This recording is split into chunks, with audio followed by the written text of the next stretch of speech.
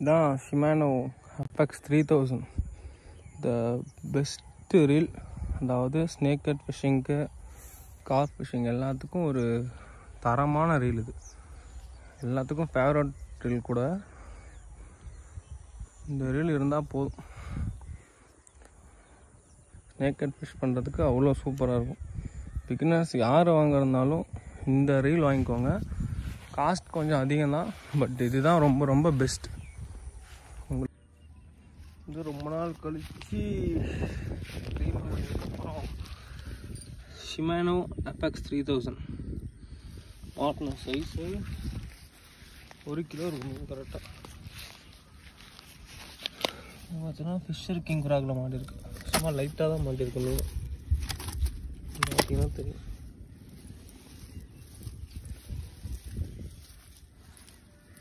சரியான சைஸ் மீன். கழட்டிட்டு எடை போட்டு காமிக்கிறாங்க. இது வந்து அன்றைக்கி ஈவினிங் பிடிச்ச வரால் மீன் தான். அது அப்போயே எடை போட முடியல, அடுத்த நாள் காலையில் எடை போட்டோம். வரால் மீனை சும்மாவே கையில் பிடிக்க முடியாது. அது எடை போடுறதுக்குள்ளேயே ரொம்ப நேரம் ஆயிடுச்சு. பார்த்தீங்களா 1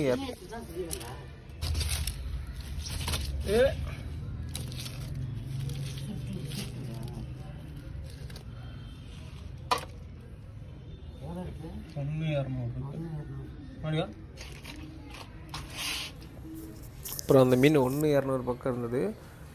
அப்புறம் அன்றைக்கி இன்னொரு ஸ்ட்ரைக்கும் ஆச்சு. அன்றைக்கி 2 மீன் பிடிச்சோம். அந்த மீன் ஒரு 1 கிலோ வரும்னு நினச்சோம். அது ஒரு 950 கிராம் பக்கமாக வந்தது. 2 மீனும் சேர்ந்தே ஒரு 2 கிலோ பக்கமாக வந்தது. அன்றைக்கி 2 பெரிய ஸ்ட்ரைக்கு, 2மே 1 கிலோவுக்கு மேலே தான் பிடிச்சோம்.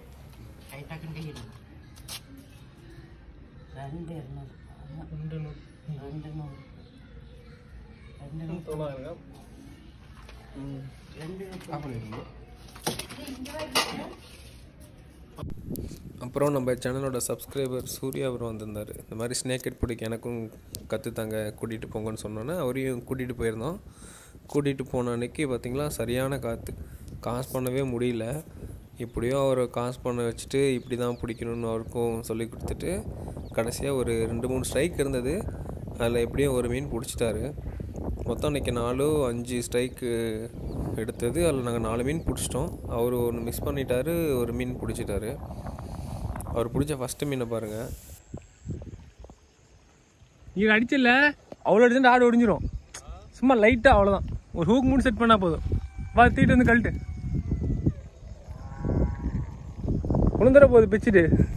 இதுதான் சூர்யா பிடிச்ச ஃபஸ்ட்டு விரால் மீன். அப்புறம் ரொம்ப நேரம் காசு பண்ணோம். ஆக்சுவலாக ரொம்ப காற்றடிச்சிது. அலை அதிகமாக இருந்ததுனால மீன் அவ்வளோக்கா எடுக்கலை, ஸ்ட்ரைக் எடுக்கலை. மேக்ஸிமம் ஈவினிங்கிறதுனால நிறையா பிடிப்போம். அன்றைக்கி ஒரு 4-5 தான் பிடிச்சோம்.